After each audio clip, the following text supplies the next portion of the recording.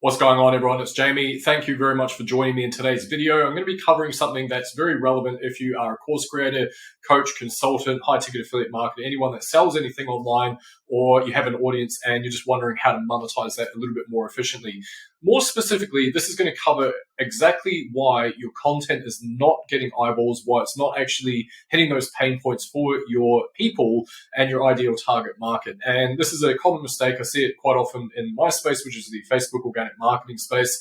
Having said that, at the stage of my journey now where I've worked with people on LinkedIn, on Twitter, on Instagram, you name it, it is really just the same thing, different platforms, right? So anyway, all that being said, if this is the first time here, by the way, my name is Jamie Gardiner. What I talk about here is really just me documenting the last 12 plus years of having helped over 900 students at this point and having sold millions of dollars of products and services and coaching all sorts of stuff online. So really just me talking about that journey and hopefully helping a few of you guys out along the way as well.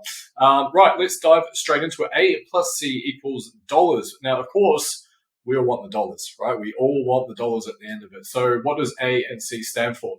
Now, I did say that this is going to be relevant if you find yourself in the situation where you're putting up content and you're not getting really much in the way of engagement, which is fine. That's not necessarily an indicator of cash flow on the back of that anyway. But you're also finding that it's not really getting consumed. And even though you're putting a ton of effort into your content, it's really not doing much in the way of selling, which then means that the sales process is overloaded. You feel like you're having to put too much pressure on the actual selling side of things itself, as opposed to letting your content do the heavy lifting in your sales dynamic, right? So what does exactly this stand for? Now, there's a reason why I did a little bit of self-aggrandizement at the start of this video. This is going to reveal a couple of things to you guys. It's not because it's all about me and my ego, right? That would be great if it was all about, hey, I'm super likable, please some validation. It's nothing to do with that. It's the opposite. I'm trying to confirm in advance to you guys that I know my shit. And if you watch my content, then you're probably going to be able to learn some stuff off the back of it as well, right? There's also why I have the awards. Again, yeah, sure, it's a way for me to measure my success online in some ways, but also what it does prove in advance is that before you even know who I am, you go, okay, that guy's got one of those awards. That's $1 million. That's a $10,000 award. Although we did actually cross over 50 grand. I should hit those guys up and get them to send me a 50 grand award, come to think of it. But anyway, there's a couple of awards there. I said a little few things about my journey, what I'm about. And all that does is imprint in your minds a very specific message, especially if I'm repeating this over and over and over again, right? Number one is, wow, this guy, he has been around for a little while. So therefore, there's a sense of C, credibility, right? Also, wow, seems to have done some stuff. Millions of dollars in revenue. That's pretty cool. Hundreds of students. Wow, that's pretty cool too. Authority, right? So the magic words I'm looking for here are authority and credibility, which are kind of one and the same in a lot of ways, but I like to differentiate for the sake of this lovely little equation I've got in front of me there. So, burning question at this point for a lot of people. They go, great, thanks, Jamie, but I mean, you've got a big audience. I don't, by the way. I've got a tiny audience, but I've got a big audience, and you've been doing this for years, and you know your shit, and blah, blah, and got this thing, you got awards, and what about me? He's getting started. How do I crack into this thing? Right. So what we're going to do is cover ways that you can actually build this for yourself, right? Now, we can all do it. We can all build authority. No one starts with authority. No one starts as the expert. They have to learn. We all have to learn and go through this journey ourselves to get to that point in our business, right? In our brand. So here's what we got. And just for those at home catching up, or it's going to be one of those dumb ones, authority plus credibility. Like I say, they are somewhat of the same, but I still keep them slightly different just because I think there's a somewhat of a nuance to them, to be perfectly honest. So what are we talking about here? I would refer to authority as like, I should pay attention to this person. Credibility is the trust factor behind the brand. That's the way that I view it, at least anyway. Right. So if you're getting started, you're like, yeah, but how do I do this thing? How do I get authority? Like, no one's going to listen to me. Well, for starters, fuck that, because that is a belief and a limitation that you've just created for yourself. There is 1,000 reasons why people would listen to you versus why they would listen to me, right? Not just because I've got a bunch of experience. It might be that they like you more. It might be that they feel a sense of relatability to you more than they might for someone like myself or another person that you follow online, for example, right? And so that is the first thing. You have to believe that you can create your own authority. You have to believe that you have some level of credibility within yourself, right? And in order to get the results that you desire, you actually have to have an irrational belief in self. Now, that might be hard for some of you to swallow. It was something that I found very, very difficult in my own journey. But once the penny dropped, things really started taking off. So I would encourage you to hold on to that dream, hold on to that self-belief and your ability to make that a reality, even if there's no evidence to suggest that it is happening at this point, right? As long as you stay true to yourself and you hold that sense of belief, it's going to manifest at some stage. As long as you stick with the path, I can assure you of that, right? Belief. And of course, it helps to have the right ingredients in place as well. And if you want any of those right ingredients, feel free to join my group below. I'm going to leave a link, or hit me up in the DMs. Once you find me on Facebook somewhere, I'll leave a link around there. Let's just have a chat. You can read through my Google Docs and see if my coaching might help you out. Right, belief.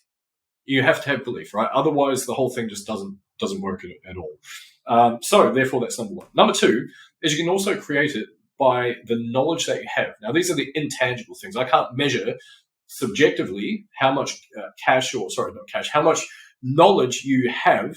I can't measure that, right? There's no sort of measuring stick like, I have 5 ounces of knowledge over here. Thank you very much. I can't measure that, and neither can you, right? Because you're always going to be learning new things anyway. But for the sake of this particular exercise, what you need to think of is where you currently are, and then you need to do a 180-degree pivot, look back at how far you've come, and start to consider some of the things that you've learned along the way. And what you will realize is that if a complete beginner, someone who's never even heard of the thing that you're doing online, comes along and they say, actually, I've got a question about XYZ, you would go, oh, actually, you know what? I mythically know the answer to that. How do I? Oh, that's right, because I've been studying this stuff for a while, right? So your authority, your credibility can come just from your own knowledge, okay? Now, it's not just knowledge, it's two things: the application of that knowledge and your capacity to let your audience know about that knowledge along the way, right? So how do we do that? Now, a lot of the time people are throwing out this idea that you need to put out value posts, right? I don't disagree with that. You do need to put out value. You need to help people in advance in order to be able to monetize your audience, right? That is just a foregone conclusion. But there is something in that a lot of people really aren't doing, right? Where they'll be like, oh, here's how to do the thing, right? Now, there's nothing wrong with that style of doing things either, by the way. I'm not saying that there is, but hear me out for a second. Here's how to do the thing. So what we want to do is change that, because that's quite a weak frame to come from, okay? And you might have noticed that in your own content as well. You might have gone, actually, I do that, yeah, how to get viral posts, blah, blah. But imagine if, instead of me saying it like that, I said something like, not, and I don't do virality, I don't believe in it. As in, no, let me back up a sec. It would be cool if I could go viral. I don't want to, basically. Because my thoughts are this: a lot of people that go viral, they have massive audiences and they just have zero clue how to monetize them. I would rather have an audience of 20, 30, 40 people that I can monetize to 10 to 15 grand, then figure out how to do the rest later on, right? Because if you can monetize a small audience, you have a skill set. If you have a big audience, you don't necessarily have that same skill set. So anyway, you're not getting... Like I say, I don't care about virality, but just for the sake of this argument, because, right? So if I give someone an insight on something, they might go, well, if someone was talking to me and say, for example, I really wanted to go viral. I don't, like I say, for the record, but if I did, and someone was like, hey, here's how to go viral, I'd be like, what? So I already know that I'm not going viral, right? So therefore, if you have that knowledge and you're like, there's a reason you're not going viral, here's what it is, I'd be like, oh my God, I'm going to listen to you. That sounds awesome. Especially if I can see evidence to suggest that you are already going viral. You are putting out clips and things like that, and they just go, blah, right? And if I can see that happening, then of course you already have that credibility and authority. So therefore I'm going to listen to you. Now, we can make the assumption based on our knowledge that we're able to help someone else out. And it could be, let's get it into something that's a little bit more contextual for you guys. You're not hitting. Now, again, this might be something that is not relevant to you. You might be at the ground floor level, in which case, you might just need to get a little bit creative with this stuff. But you're not hitting, in my case, I'd say something like, you're not hitting those. You can even say this to still be accurate. Those penny days, because Now, there might be somewhat of a dissonance popping up for some of you because you might be thinking, well, yeah, hang on a minute, I haven't hit the big paydays either. But that doesn't necessarily mean that you don't know why you're not, right? So it might be as much of it as it is a lesson to your audience, might actually be part of your own lessons as well, right? And so therefore, there might be when you go to construct some of these types of content pieces, you might be thinking, okay, well, that doesn't apply to me because I'm having big paydays myself. But you also might know, well, there might be very specific reasons behind that. I've just got started. I don't have any lead flow at all in my business, so no one knows who the fuck I am. Maybe that's the reason. So therefore, it's still accurate for you to talk about reasons why other people might have that same issue as well, right? And so therefore, what happens is if I'm able to give an insight to someone, well, listen, the reason why you're not hitting those big 20 to 30K months online is quite simply because you don't have a simple conversion mechanism and you're all over the place, right? You're out there, you're on the TikToks and the things and the blah, blah, blah, and you're doing this, that, and the other thing, and all your energy is scattered and there's not one singular conversion point. And so because of that, yeah, you might be getting a lead or two in here, but realistically, you're not actually getting those folks through that single, that's a new one, single conversion point. And so therefore, that's one of the reasons why you're probably not hitting those big months, right? So if I was to say something like that to you and you're sitting at like 5 to 10K per month, and I'm saying, hey, you'd easily double your income if all you did was get rid of that, and then narrowed in on those small little tasks that are going to move the needle, right? I can say that to you because I've been down that pathway before, but you can also, with the knowledge that you have, say that to someone else who's in a different state of their business as well. So hopefully this is making sense. Now, this is the more intangible things. Then you can start looking at things like engagement. Now, what I will say, engagement is a vanity metric. It doesn't really mean diddly squat. And but having said that, I know from a social proof standpoint, if subconsciously you see, say for example, my content, and I hypothetically had 100,000 subscribers on YouTube, and 100,000 followers on Facebook, 100,000 followers on Instagram, a million followers, whatever it is, right? All of a sudden, you subconsciously assign a certain scorecard of credibility to me. And then based on that, I would also, as a byproduct, have authority as it stands, right? Hopefully this is making sense. Now, when it comes to engagement, you can spend 20 minutes a day engaging with your fellow social media users, right? And commenting on their stuff. And that's going to cause reciprocity. Some of those people are going to see your stuff. They're going to comment back, right? And now that in itself, likes aren't loot. It's not going to translate into dollars, but here's what it does do. Over time, if you have 30, 40, 50, 100 people commenting consistently on your content and engaging with all that type of stuff, that actually helps to push your content further out to the algorithm. So there's people that don't engage, they're more likely to see your content. And if they can see your content, they can start consuming it. They're more likely to take an action when you do have a call to action based post out there at some point, right? Hopefully this is making sense, right? So you can start using those things. The other part of it is it creates social proof. So if someone has got 100 comments per post that they put out, then subconsciously our brain's going to go, oh, at least 100 people have already validated that this person knows this stuff. Subconsciously, we don't even need to think about it. It happens without us being aware of it, right? So we can create that. That's my point. We can create it. And that in itself manifests a sense of credibility and authority because all these other people have given social proof thanks to the algorithms treating us nicely. You can also do really, really simple things. I tell my students in Ultimate Marketing Mastermind and my Sanctum of Success program all the time that we can leverage little things like, for example, getting inbound leads. Inbound leads. Here's a really dumb one. You get your phone, you take a little duck face selfie, little like that, right? You put some sort of thing is the actual terminology I'm using for a nice, captivating little write-up that catches people's attention. You put a thing on the stuff, and then you do the thing, and then it's there, and leads. No, what you do is you get your phone out, you take a duck face selfie, you put a little thing that says, hey, free training in my community, or I've got some cool new lead magnet, or just discovered this AI, blah, blah, blah, blah, blah, that genuinely helps the other person out. Maybe it's like a lead magnet that you have, something like that. And you create curiosity around that. And then if you get the little poll option thing on your phone, the little poll option, so I'm not going to show you how to edit it because my phone's dead. But you get that.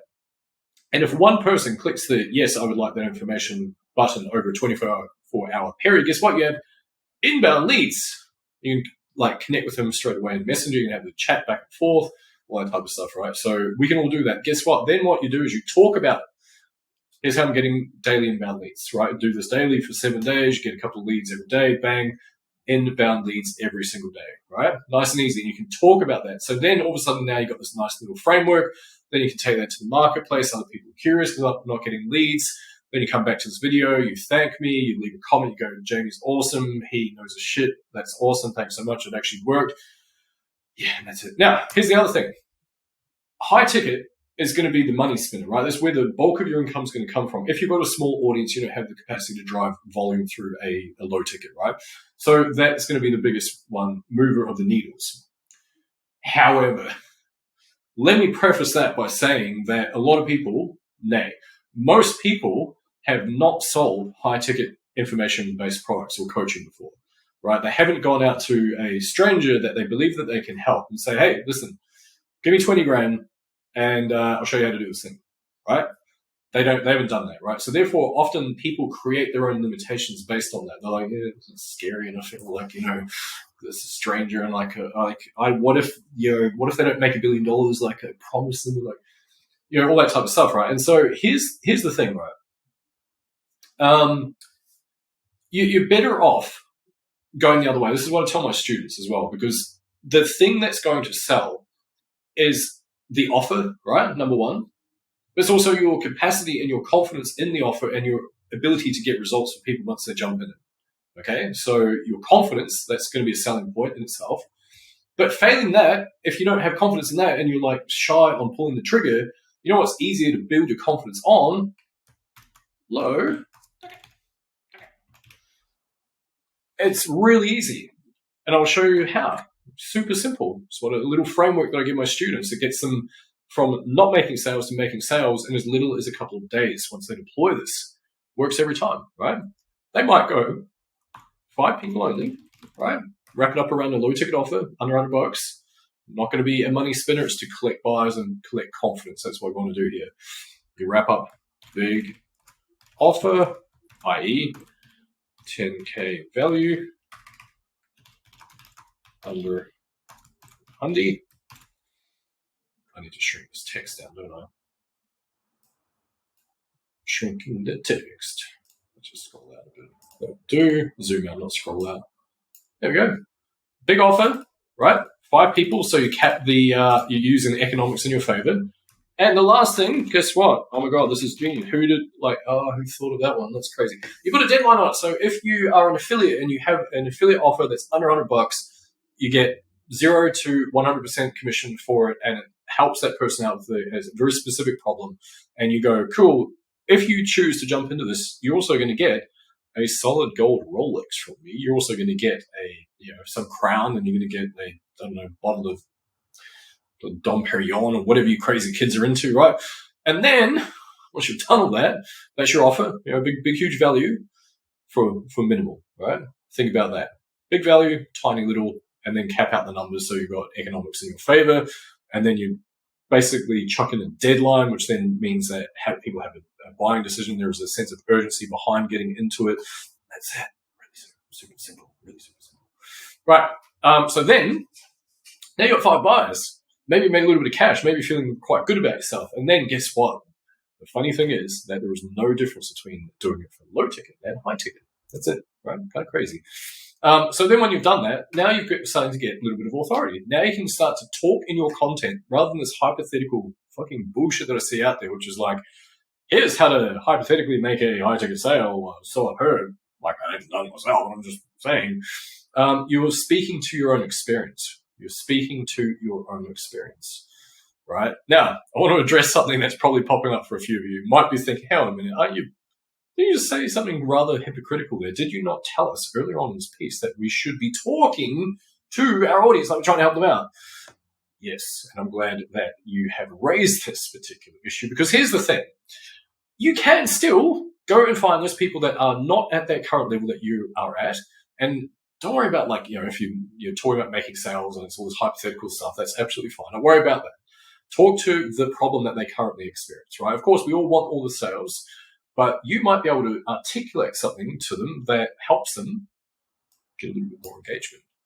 You're not increasing your engagement because of XYZ. The algorithms are not seeing your content because of XYZ. You are not doing this, right? Now, you are also divorcing yourself from your own results at that point, okay? But then, like I say, if you continue on this path, you start doing these things, start doing these things, start doing these things, your confidence and self-belief and belief in the end result grows to then such a point where how much more powerful is it in your content if you're able to say, instead of like, here's how I made my first high-ticket sale, right? That's way more powerful than saying the opposite, which would be like, here's how people are making high-ticket sales. One is like, is a hypothetical. Allegedly, I've seen it online somewhere, took it a course, it told me this is how it's happened, versus the other side of it, which is, here's how I was able to do it, right? See the difference? Kind of subtle, very, very powerful, right? So that's it. Go and then basically, then it turns into high ticket sales. Sorry.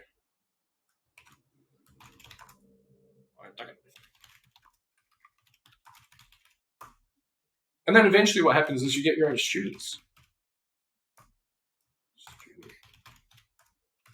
Student results. It grows from there. And that's it. That's how you build it, right? And you keep providing more evidence of some of the stuff that you've done and how you've helped. And it will grow and grow and grow and grow and grow, right? But it has to start off at the very top here with your own belief, okay? Once you get that, and even if you don't fully believe it, but you can see that there might be a pathway there to get what you want, and that will fuel your belief, and you start doing little things which nudge you along, that's when things are going to grow and grow and grow at some point, right? So that's it. Anyway, guys, hopefully this all makes sense. Hopefully this helps. Drop a comment below. Let me know your thoughts. Appreciate it as always, and I will catch you guys in the next one.